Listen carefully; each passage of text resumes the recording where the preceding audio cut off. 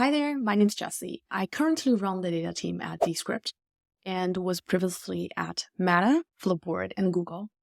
Today, I want to talk about burnout. This feels a bit personal, but I happen to know a few friends going through burnout recently. I had a burnout in the last November and think some of my reflections and learnings might be helpful for them, as well as strangers out there who are on the borderline of burning out due to the bad job market, changing working environment, the 10 years of experience crisis. Please don't make judgment around. You work in a startup is fast-paced and stressful, and that's why burnout is as common in big tech companies as in startups.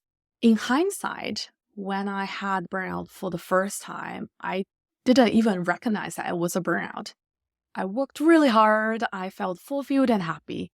But all of a sudden, the workload became overwhelming. I dreaded being reached out by people I used to love working with. I didn't feel I was learning at all, so I quit my job. The second time wasn't much better. I recognized that I had a burnout, but I had the wrong expectation that I want to get rid of it overnight because I had other commitments. So this started a vicious circle that I got increasingly frustrated by the fact that it didn't go away overnight. This time, I think I handled it much better. I want to share some tips that worked well for me. Different sources state that a range of 25% to as high as 70% workplace workers have experienced burnout within a year. Working from home makes it worse, in my opinion. Co-workers become flat characters we barely know. Personal connections become much shallower. It creates higher friction for people to use daily chit-chats between meetings, at micro kitchen, during lunch, etc., to exchange perspectives and use as channels to slow release their pressure. Burnout is not a rare thing. It's not something to be ashamed of. It's like getting a cold.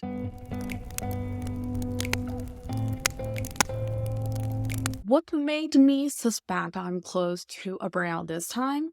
I thought about work the first thing I woke up in the morning, the last thing before I went to sleep, in the middle of the shower, and when I woke up in the middle of the night. It's not like I intentionally wanted to think about work, but my mind simply shifted to it naturally as if on autopilot.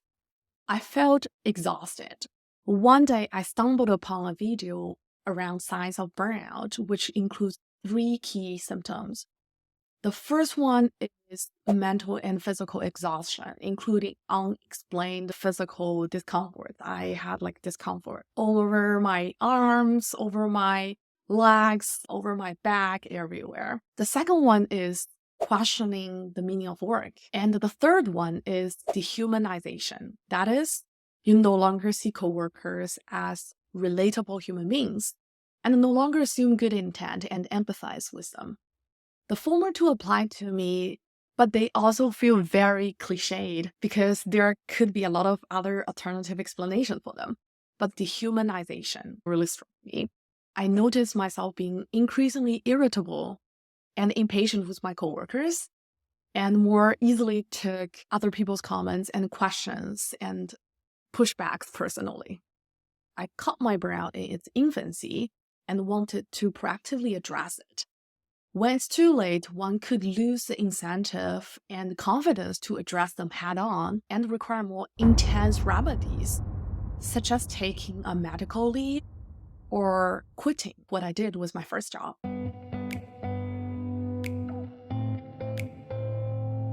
Now that I recognize the burnout early, it's time to address them. And here are a few things that I tried this time. It's not a single thing. It's a combo of a lot of things. The first thing I did is I took a 1-week break and wasn't being very ambitious about what to get out of it. I have an understanding manager who encouraged me to take more time off and understanding coworkers that rescheduled all my upcoming meetings and interviews. As I mentioned, I sometimes have 15 interviews a week, plus all the internal meetings. That is a lot of meetings to reschedule. Last time, I was too ambitious to want to get rid of my burnout overnight, and it backfired. So this time, that's not my goal. Yet simply taking a break isn't enough, in my opinion. It's like an escape.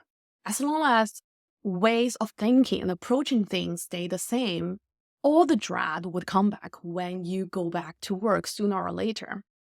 So during that 1 week break, I found a book, The Subtle Art of Not Giving a F.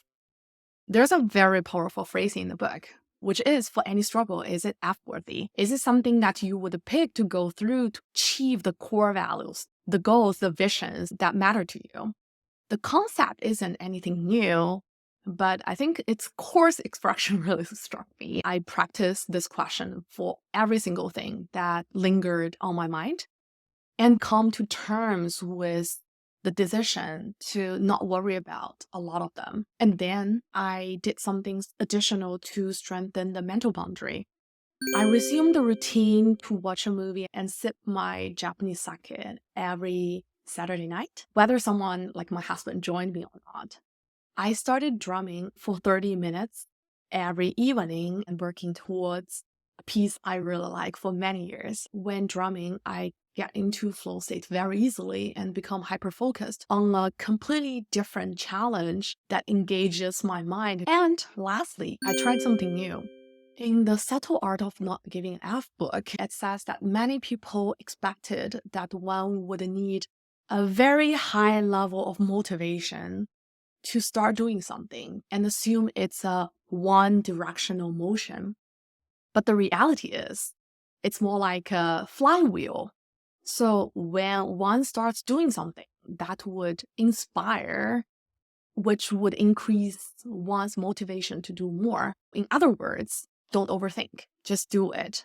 I found a reporter studio near my home and I signed up for a 6-week course.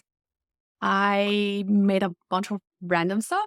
They are by no means perfect, but I was very proud of myself. And it helped me develop a completely new perspective about things and people around my life. This step needs to be taken with caution, though.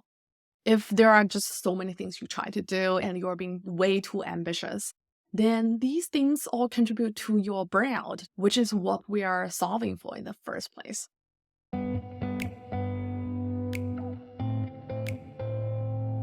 The week I took time off was very transformational, but as expected, burnout didn't go away within that week.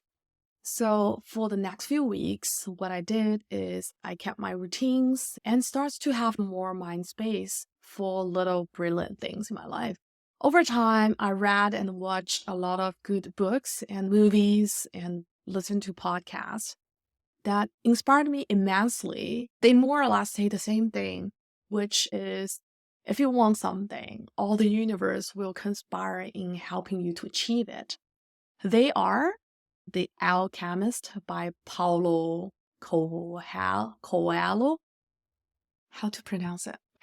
They are, as you might have guessed, the book The Alchemist by Paulo Coelho, the movie A Single Man by Tom Ford, the movie 100 Yen Love starring Sakura Ando, the movie Gattaca, and most recently, How to Build Immense Inner Strength by the Huberman Lab. As a recap, burnout is a very, very, very, very, very, very common thing. If you could recognize it early and take actions ASAP, it's not a big deal. Or at least it won't snowball into a much bigger deal than what it really is.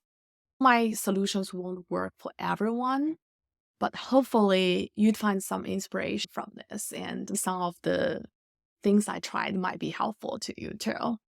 Until next time. We are hiring a senior analytics engineer to work on the finance side of the data. You get to work very closely with our head of finance and his great team. You get to build something from scratch and realize your vision for what a great finance data foundation would look like. And most importantly, you get to join this very unique and fun and quirky company. If you're interested, please check out more details on our careers page.